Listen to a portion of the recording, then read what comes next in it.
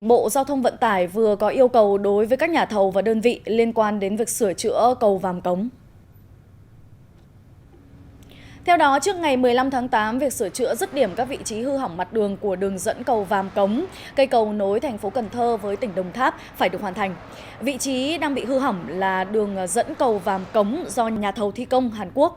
Trong quá trình khai thác thì đã xuất hiện rạn nứt mặt đường với diện tích khoảng 600 m². Cục Quản lý Xây dựng và Chất lượng Công trình Giao thông phối hợp với các đơn vị để tìm nguyên nhân cũng như giải pháp xử lý triệt để tình trạng hư hỏng. Nếu cần thiết thì sẽ cắt bỏ toàn bộ lớp nền đường cũ.